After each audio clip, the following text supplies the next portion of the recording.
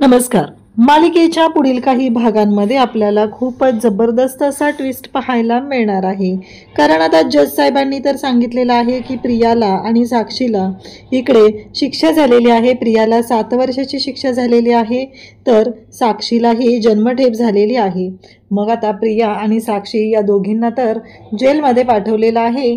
जाताना जेव्हा त्या पूर्णाजीच्या प्रतिमाच्या समोर इकडे प्रिया येते, तेव्हा मात्र इकडे पाहायला मिळतं की त्या दोघींनीही तिचं कानफाड फोडलेलं असतं आणि सांगितलेलं असतं, चालते व्हा, तुमच्याशी काहीही संबंध नाही, तुझ्याशी काहीही संबंध नाही आमचा. कारण ह्या मुलीला आम्ही कोणीच मानत नाहीये. त्या हवालदाराला पूर्णाजी तर सांगते की घेऊन जाईला. तेव्हा मात्र आता पाहायला मिळतं ते म्हणजे रविराज मात्र खूप हादरलेले असतात. रविराजांना खूप मोठा धक्का बसलेला असतो की आपली मुलगी जी आहे ती अशा पद्धतीने वागेल ही गोष्टच लक्षात आलेली नसते. तर प्रिया मात्र खूप रडकुंडीला आलेली असते आणि हे सगळं लाईव्ह टेलिकास्ट होत असतं. घरी अश्विन हे सगळं पाहत असतो. प्रतिमात्या रूममध्ये आराम करत असतात आणि अश्विन हे सगळं पाहत असतो. तेव्हा त्याला सुद्धा धक्का बसलेला असतो की हे सगळं काय आहे, म्हणजे माझी तन्वी अशी खोटारडी आहे या गोष्टीवरती त्याचा विश्वासच बसत नाहीये. त्याचं असं म्हणणं असतं की हे शक्यच नाहीये, तन्वी अशी खोटं वागू शकत नाहीये. पण कोर्टामध्ये हे सिद्ध झालेलं असतं. हे जेव्हा तो पाहत असतो तेव्हा त्याला सुद्धा धक्का बसलेला असतो. कारण रविराजांना तर एवढा मोठा धक्का बसलेला असतो. रविराज इकडे अर्जुनवरती आरोप करत असतात की तुझ्यावरती अब्रू नुकसानीचा दावा टाकेल वगैरे, हे सगळं बोलणं झालेलं असतं. परंतु या सगळ्या गोष्टी खूपच विचित्र पद्धतीने चाललेल्या असतात आणि अश्विनला मात्र हे सगळं पाहून ही एक धक्का बसलेला असतो की हे सगळं काय आहे, हे कसं घडतंय, कारण हे शक्यच नाहीये असं त्याचं मन त्याला सांगत असतं. तेव्हा मात्र इकडे रविराज जे आहेत ते भयानक चिडलेले असतात. त्यांनी तर तन्वी जेव्हा तिथून जाणार असते तेव्हा तिच्या तोंडाकडे सुद्धा पाहिलेलं नसतं. कारण जेव्हा ती त्या पाया पडत असते, ती म्हणत असते की बाबा तुम्ही तरी ऐकून घ्या ना, परत मी नाही असं चुकणार, तेव्हा मात्र इकडे रविराजांनी स्पष्टपणे तिला नकार दिलेला असतो, तू जा इथून, माझ्या तोंडासमोर सुद्धा पाहू नको, मला तुझं तोंड सुद्धा पाहायचं नाही, असं रविराजांनी सांगितलेलं असतं. त्याचबरोबर इकडे प्रिया जेव्हा आता समोर आलेली असते, मधुभाऊंकडे बोलत असते, तेव्हा सुद्धा हेच घडलेलं असतं. तेव्हा मात्र अश्विनला धक्का बसलेला असतो की हे सगळं काय आहे, हे का घडतंय असं, तन्वी का अशी वागली आहे, तन्वीने का फसवले आम्हाला सगळ्यांना, हा प्रश्न पडलेला असतो. तो म्हणजे अश्विनला त्याला प्रश्न पडत असतो की आता करू काय.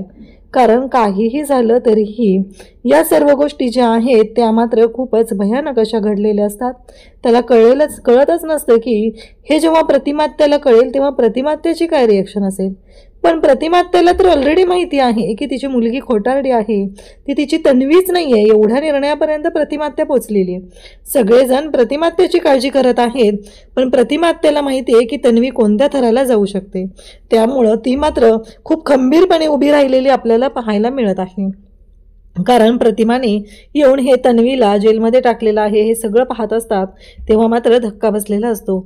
पत्रकारांनी तर प्रश्न विचारून अगदी दामिनी महिपत यांना भांबावून सोडलेलं असतं. त्याचवेळी पत्रकार मात्र अर्जुन सुभेदार यांचं कौतुक करत असतात. कारण ॲडव्होकेट अर्जुन सुभेदार यांनी ज्या पद्धतीने केस हँडल केलेली आहे, ज्या पद्धतीने ह्या केसचं सत्य सर्वांच्या समोर आणलेलं आहे, ते तेवढं मात्र त्यांना खूपच भारी वाटत असतं.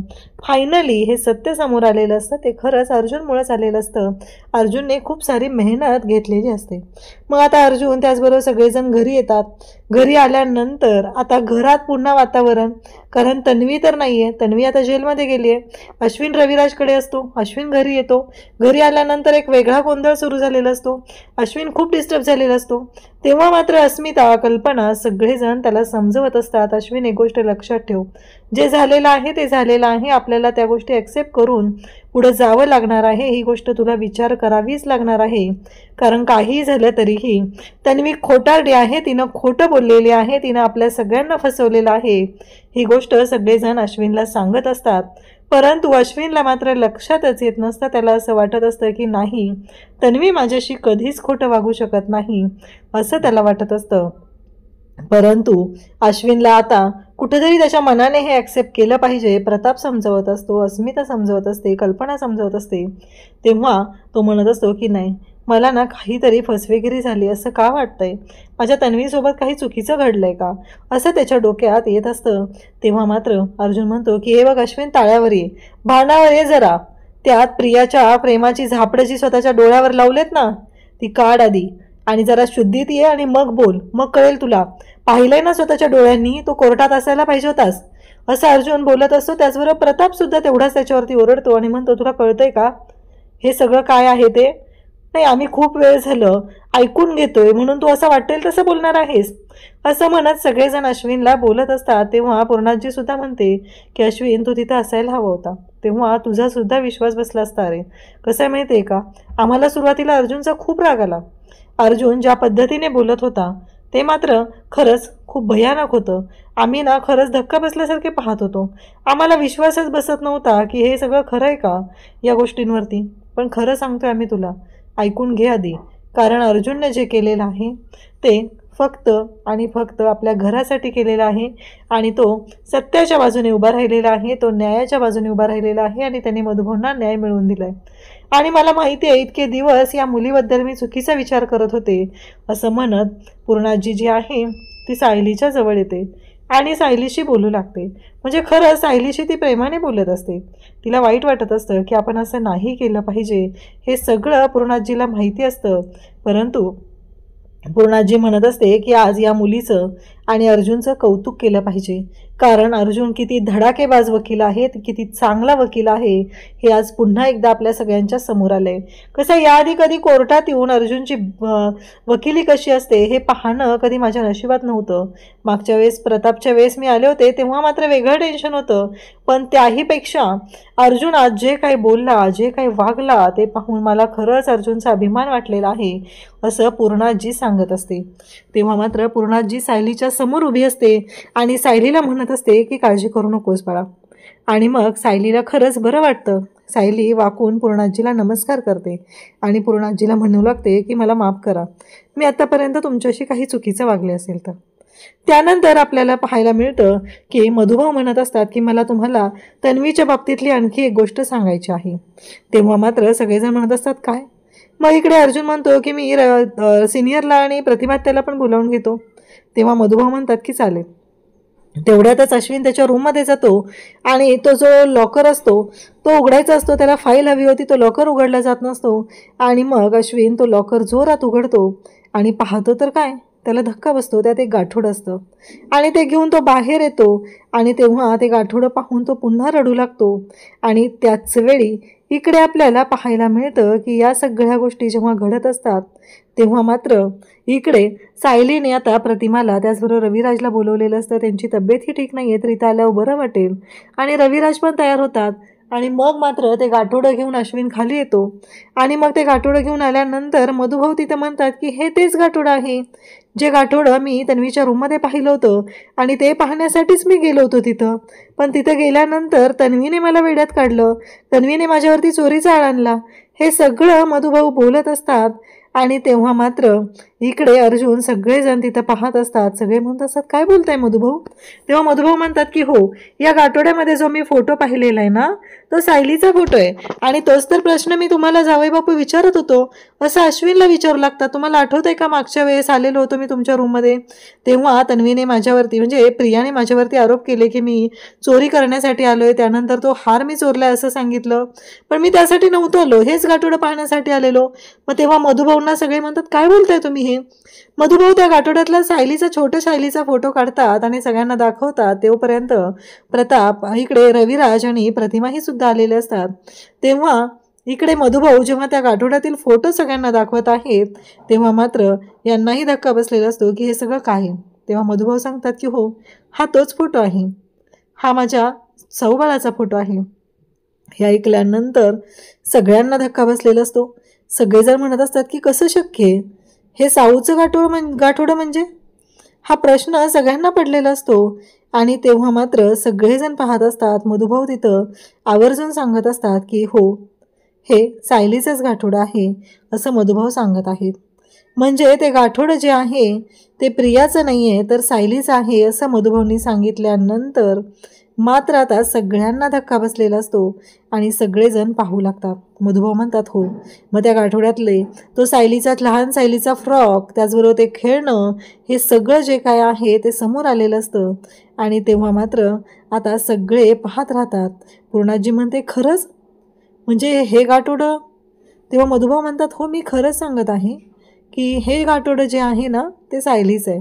कारण मी तिच्या बाबतीतले सगळे डिटेल, म्हणजे तिच्याच नाही सगळ्याच मुलांचे सगळीच माहिती मी गोळा करून ठेवायचो. कारण आम्हाला ते गरजेचं होतं, पोलीस व्हेरिफिकेशनला द्यावं लागायचं. आणि उद्या एखाद्या मुलाचे आईवडील आले आणि ते मूल छोटं असताना कसं दिसायचं ते त्यांना आठवणार ना. त्यांना कुठं माहिती आहे की ते मोठं झाल्यावर कसं दिसणार आहे. असं इकडे मधुभाऊ बोलत असतात. आणि तेव्हा मात्र इकडे पूर्णाजीला विश्वास बसतो. पूर्णाजी म्हणते की खरं आहे ते. आणि मग पूर्णाजी म्हणते की म्हणजे अजून तुम्हाला काय सांगायचं आहे. त्याचवेळी अश्विन म्हणत असतो की मी किती दिवस झालं तन्वीला हे जे लॉकर आहे ते उघडायला सांगत होतो, पण तन्वी मला म्हणायची की नाही त्याची चावी नाही आहे आणि माझ्या फाईल त्यात होत्या, त्या मला सापडत नव्हत्या, म्हणून मी हा निर्णय घेत होतो. परंतु आज मात्र मला हे सगळं कळलेलं आहे. आणि त्या गाठोड्यामुळं, म्हणजे मधुभाऊ आमच्या रूममध्ये आले होते, ते सांगण्याचा प्रयत्न करत होते. तेव्हा अर्जुन म्हणतो खरं बोलताय तुम्ही मधुभाऊ? तेव्हा मधुभाऊ सांगतात की हो, अगदी मी खरं सांगत आहे, जे घडलेलं आहे तेच सांगत आहे. आणि असं म्हणत मधुभाऊंनी ते जे गाठोडं आहे ते सर्वांच्या समोर आणलेलं असतं आणि सर्वांच्या समोर सायलीचं सत्य आलेलं असतं. प्रताप म्हणतो की मधुभाऊ हे कसं शक्य आहे? अहो हे तर मला सांगा की हे छोट्या तन्वीचं आहे. मधुभाऊ म्हणतात अहो तेच तर सांगतोय ना मी, मला ना कळत नाही आहे की आता आपल्याला विचार केला पाहिजे की नक्की खरं काय आहे खोटं काय आहे, असं इकडे बोलत असतात. आता मधुभाऊ सर्वांच्या समोर हे सत्य सांगत आहेत की जो तो फोटो आहे तो इकडे सायलीचा आहे. आणि मधुभाऊंनी सगळ्यांना ते सांगितल्यानंतर सगळ्यांना धक्का बसलाय की हे कसं शक्य आहे. मधुभाऊ सांगतात की हो, हे सत्य आहे. आणि मग अश्विन म्हणत असतो की मी कितीतरी वेळा तन्वीला ते लॉकर उघडायला सांगत होतो, पण ती उघडतच नव्हती. आणि मग रविराज म्हणतात पण आम्ही तर DNA टेस्ट केलेली. तेव्हा मात्र मधुभाऊ म्हणतात की ते मला माहिती नाही आहे, पण प्रिया किती खोटारडी आहे हे मात्र मला माहिती आहे. आणि तिचा खोटारडेपणा तर आता सर्वांच्या समोर आलेला असतो. सगळ्यांना धक्का बसलेला असतो की प्रियाच्या बाबतीत नक्की काय घडू शकतं, कोणत्या गोष्टी होऊ शकतात. याचा अंदाजच कोणी बाळगू शकत नसतं. कारण प्रिया किती खोटं बोलू शकते, कोणत्या थराला जाऊ शकते, हे मात्र आता सगळ्यांना चांगलंच माहिती झालेलं असतं. तेव्हा मात्र इकडे आता पूर्णाजी, त्याचबरोबर कल्पना, प्रतिमा, या सगळ्यांना धक्का बसलेला असतो. आणि तो धक्का इतका मोठा असतो की यांना कळायचं बंद झालेलं असतं की एवढ्या खालच्या थराला ही बाई कशी जाऊ शकते, हा प्रश्न पडलेला असतो. तेव्हा इकडे लगेचच बोलायला सुरुवात करतात ते म्हणजे रविराज. अहो मधुभाऊ तुम्ही हे काय बोलताय, हे कसं शक्य आहे? अहो ही तर आमची छोटी तन्वी आहे. तेव्हा मधुभाऊ म्हणतात तर तेच तर मी तुम्हाला सांगतोय ना, ती तुमची छोटी तन्वी नाही आहे, ती सायली आहे. अहो मी तिला लहानाचं मोठं केलंय, मी सांभाळले दोघींनाही, त्यामुळं मी म्हणून तर तुम्हाला सांगतोय ना. इकडे अर्जुन म्हणत असतो की बरोबर आहे या सगळ्या गोष्टी, असं अर्जुन सांगत असतो. इकडे मधुभाऊंनी आता सगळ्यांना सत्य सांगितलेलं असतं. आणि मधुभाऊ म्हणत असतात की ही माझी छोटी सायलीच आहे. मग आता सगळेजण विचार करू लागतात, परंतु सायलीच्या पायावर तुळशीपत्र आहे की नाही ही गोष्ट मात्र समोर येत नाही. कारण अजूनही तो मुद्दा तिथं निघालेला नसतो आणि त्यामुळं तुळशीपत्राचा मुद्दा हा बाजूलाच राहतो. मग तो फोटो सगळ्यांना दाखवला जातो. एवढंच काय तर त्या फोटोच्या मागे सायली असं लिहिलेलं असतं आणि ती तारीख सुद्धा त्याच्यावरती लिहिलेली असते. आणि तेव्हा मात्र मधुभाऊ सगळ्यांच्या समोर हे सत्य आणत आहेत. आणि अश्विनला सुद्धा धक्का बसलेला असतो. सगळं सुभेदार कुटुंब आहे ते धक्का बसल्यासारखं पाहत असतं. कारण आपण ज्या तन्वी म्हणून घेऊन आलेलो आहे ती तन्वी नाहीयेच. म्हणजे इकडे रविराज आणि प्रतिमाला मधुभाऊ म्हणत असतात की तुम्ही इतके निर्मळ मनाचे, एवढे प्रामाणिक, मग तुमची मुलगी अशी कशी असू शकेल हा विचार नेहमी माझ्या मनात यायचा. कारण प्रिया तुमची मुलगी असू शकत नाहीये. आणि मग त्यावेळेस आहे ना काही मुली होत्या, म्हणजे एकाच वयाच्या, म्हणजे जानकी आहे, सायली आहे आणि प्रिया. मग सायली जी आहे ती मला मंदिराच्या बाहेर सापडली होती. जानकी होती तिला तर तिच्या आईने आणून सोडलेलं होतं. त्याच्यामुळं आता राहिला प्रश्न सायलीचा. मग तुमची मुलगी कदाचित सायलीच असू शकेल असं मधुभाऊंचं बोलणं असतं. तेव्हा मात्र सगळेजण पाहत असतात. कारण प्रतिमा तर स्पष्टपणे म्हणते की मला वाटतं की माझे आणि सायली हिचे विचार कसे आहेत, माझ्यासारखं सायली सगळं जेवण बनवते, माझ्यासारखं सगळं वागते, आमच्या दोघींचं बॉन्डिंग खूप छान आहे. मान्य मला तिने या घरात मला घेऊन आली, पण त्यानंतर प्रत्येक वेळेस तिने ज्या पद्धतीने गोष्टी हँडल केलेल्या होत्या, ज्या पद्धतीने सगळं घडलेलं होतं, ते मात्र ऐकल्यानंतर आता सगळ्यांना धक्का बसलेला असतो. कल्पना सायलीकडे धावत येते, सायलीला जवळ घेते आणि म्हणू लागते की खरंच सायली, आम्हाला माफ कर, मी तुझ्यावर खूप अन्याय केलेला आहे, मला माफ कर, असं कल्पना तिथे सांगू लागते. आणि मग सगळेजण पाहत असतात. सगळ्यांना धक्का बसलेला असतो की हे काय घडतंय, कारण अशा पद्धतीने गोष्टी होतील असं कोणालाच वाटलेलं नव्हतं. परंतु जे समोर आलेलं आहे ते सत्य आहे हे मात्र नाकारता येत नसतं. मधुभाऊंनी तर सगळ्यांच्या समोर ते सत्य आणलेलं असतं आणि सगळ्यांना सांगितलेलं असतं की सायली ही तन्वी आहे. परंतु तरीही आणखी काही गोष्टींचा उलगडा होणं बाकी असतं. त्या गोष्टींचा उलगडा मात्र कसा होणार हे आपल्याला पुढे पाहायला मिळणार आहे, कारण सायलीच्या पायावरती तुळशीपत्र आहे ते अजून कोणीही पाहिलेलं नाही. सायलीच्या पायावरचं जे तुळशीपत्र आहे ते सत्य जेव्हा सर्वांच्या समोर येईल तेव्हा मात्र सगळेजण अगदी धक्का बसल्यासारखे पाहत राहणार आहे. आणि प्रिया जेलमधून जरी सुटून आली तरीही ती पुन्हा कधी सुभेदारांच्या घरात येऊ शकणार नाही. अशाच अपडेटसाठी चॅनलशी कनेक्ट राहा. थँक्यू.